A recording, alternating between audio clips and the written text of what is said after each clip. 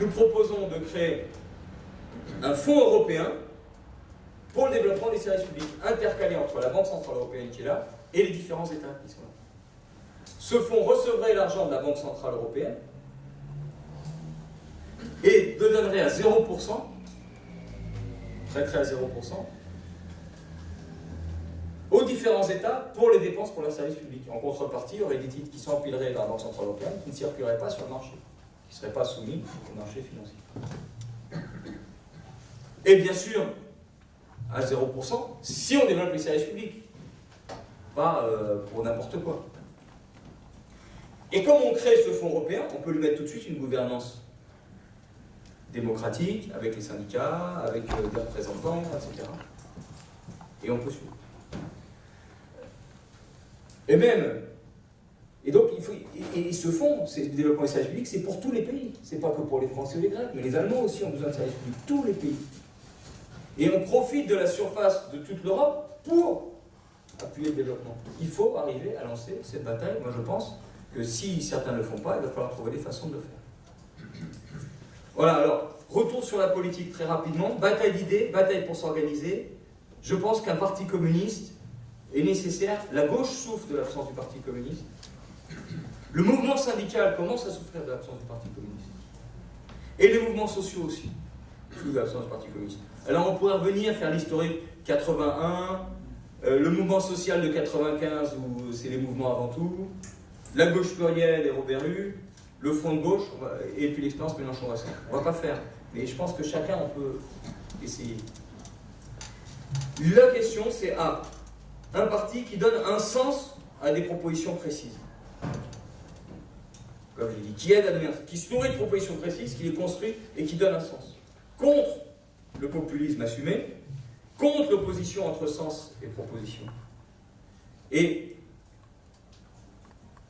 pour des prises de pouvoir effectives, réelles, des transformations. Deuxièmement, il faut donner un sens à la gauche. Et donc, un parti qui essaye de rassembler dans un certain nombre de combats. Il y a des visions différentes, il faut une nouvelle conception d'alliance, mais il peut y avoir des combats communs à identifier.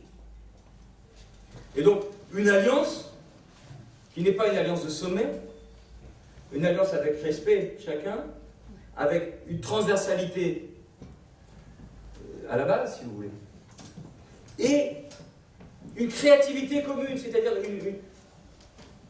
une autonomie d'action des composantes pour la créativité, au lieu de l'enrôlement. Il faut qu'on pousse ce type d'alliance à gauche, et les débats à gauche dans ce sens-là. À partir d'éléments communs, la finance est notre ennemi. Nous, on pense qu'il faut aller jusqu'au communisme. Vous pensez que la finance est notre ennemi, qu'il faut faire contre, il faut faire autre chose, et bien on va faire ensemble un bout de chemin. Et ce qui m'amène aux mouvements sociaux. Je pense que l'expérience du front de gauche nous montre qu'à la fois il y a un potentiel pour faire avec des gens, mais qu'un mouvement qui est tous azimuts, en réalité ça remplace un parti politique où ça l'évince comme parti et ça fait. Par contre, mouvement social comme on a eu pendant la résistance ou d'autres moments, spécialisés sur des grandes questions comme les banques, prendre le pouvoir sur les banques ou l'argent, ou sécurité d'emploi, quelle est la chose qui va porter, qui va commencer? Oui, ça nous pourrions faire. Et donc un parti politique qui essaie d'impulser cette bataille-là. Le mouvement social. Et donc il faut un PCF d'une nouvelle forme, je pense, pour la gauche, pas seulement pour le PCF, pas du tout pour le PCF d'ailleurs. Qui vise l'intervention et l'appui à l'intervention sur les pouvoirs, donc avec la conjugaison entre institutions politiques et entreprises et argent. Institutions politiques, entreprises, argent. C'est les trois choses que le parti peut aider à rejoindre. Ça veut dire une organisation où on est capable d'avoir des camarades qui se parlent de ces trois endroits, par exemple. Où on est capable d'organiser des luttes convergentes de ces trois pôles. En réalité, je vous laisse réfléchir, mais ça implique des choses que je n'ai pas pensées, mais qu'on peut tous commencer à imaginer. Un parti qui est axé sur la formation et la culture,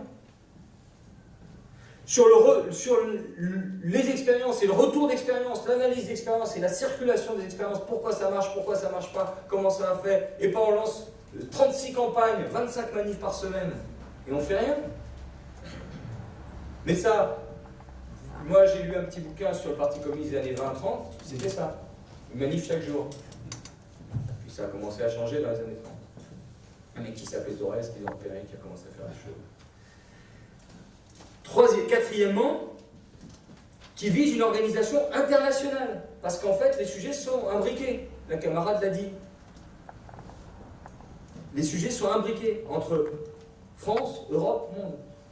Et donc des relations internationales. Moi je vais souvent, nous avons des relations avec des camarades chinois. On a des différences fortes avec les camarades chinois. Et d'ailleurs, j'aurais dit, suraccumulation chez vous, extraversion, domination du monde, mais vous avez quand même votre croissance intérieure. Mais on a un ennemi commun, c'est le capital financier. Ça fait 5 ans que j'y vais. Là, cette année, en décembre dernier, je dis oui, le camarade français a raison, c'est le capital financier ennemi commun. Moi, comme je suis teigneux, j'ai dit oui, mais vous l'avez à l'intérieur chez vous aussi, dans les multinationales. Ça passe moins. Mais ils savent, certains.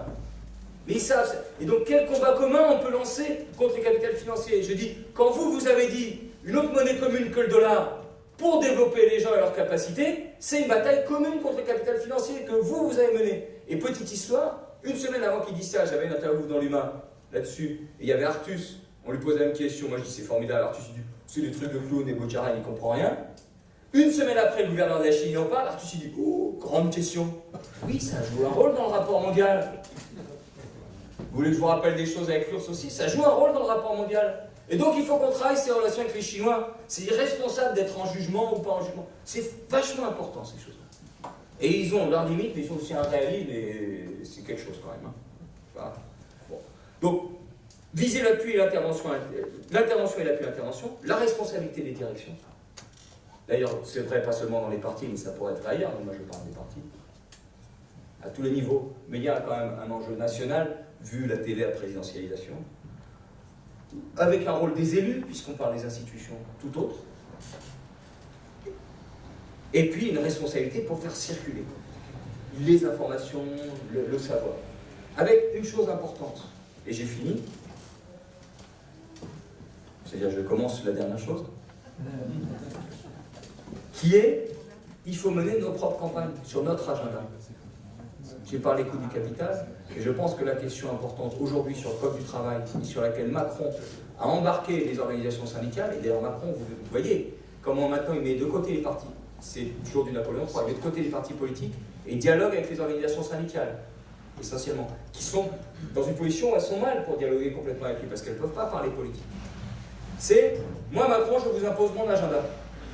Mais nous devrions dire, pas pour le Code du travail, pour l'emploi et le Code du travail, quel est l'agenda ? Quel est l'agenda pour l'emploi et le Code du travail? Et l'agenda, c'est, il y a d'énormes profits d'entreprise, d'énormes marges, y compris avec le CICE, plein d'argent, et ça ne va pas à l'investissement. Tiens, comme on dit les petits mecs de Bercy. Pas de Bercy, de l'Élysée. Ça ne fait pas de l'emploi, ou peu, ou d'emploi précarisé, comme a dit Bernard Devers. Donc, comment on développe des pouvoirs pour l'utilisation de cet argent? C'est ça l'agenda. Il faut le renverser, plutôt que de rentrer dans leur petit agenda en mettant des limitations dans l'agenda, on se fait avoir. Il faut renverser leur agenda. Voilà, je ne développe pas plus puisque tout le monde s'en va. Si, encore. Deuxième point sur l'agenda, compétences et formation. D'ailleurs, les entreprises le disent. Compétences et formation, c'est ça qui nous manque. Modernité, révolution informationnelle, oui, on prend. Mais donc, modernité, il faut des rapports sociaux modernes, il faut une vraie révolution dans les rapports sociaux, dans la société, dans la structure de pouvoir. On ne peut pas me dire qu'on fait cette révolution-là sans une révolution ailleurs. C'est bidon. D'ailleurs, on pourrait le dire pour l'écologie, on ne peut pas me dire que l'autre va faire son truc sans faire une révolution sur le reste. Ça ne va pas marcher son affaire. Parce que, comme l'a dit Le Puy, il y a le problème d'économie des matières, toute la gestion, toutes les entreprises qui, elles, veulent gâcher les matières ou les reporter sur les autres pays, les consommations de matières. Et troisième point, la demande dans l'agenda de l'emploi. Donc l'austérité, il faut faire péter l'austérité. Et je reviens à l'Europe. C'est l'impulsion par la demande européenne et par, effectivement, des liquidités par la Banque centrale et aussi des salaires dans tous les pays qui va attirer la demande, à condition qu'on ait bien cette offre de l'Europe. Donc ça, je crois, c'est les éléments fondamentaux pour la politique reprenne du pouvoir sur l'économie. Et c'est l'enjeu majeur. Et attention, c'est pas seulement affirmer en principe que la politique doit avoir du pouvoir sur l'économie, mais quels moyens on se donne, où ça s'appuie, à quel endroit on appuie le levier, où sont les institutions. Et c'est là-dessus qu'on doit se former. Comme mes anciens, moi je suis d'Ivry-sur-Seine pour ceux qui me connaissent, me disaient qu'ils avaient appris à monter, débuter des fusils, alors que c'était des pacifistes. Là, on a besoin d'apprendre la finance, l'argent, comment ça marche. C'est ça l'enjeu, et à le transmettre aux générations. Mais on a une chance, c'est que finalement, si on regarde les différents mouvements sociaux qui sont créés ces derniers temps, c'est sur les questions d'argent. Évasion fiscale, ONG, d'autres, j'en passe. Donc, il y a une sensibilité là-dessus qui peut se faire récupérer dans les trucs bidons ou amener sur des trucs très radicaux parce qu'ils sentent la gravité de la crise. Et ça, c'est une responsabilité politique. Je vous remercie.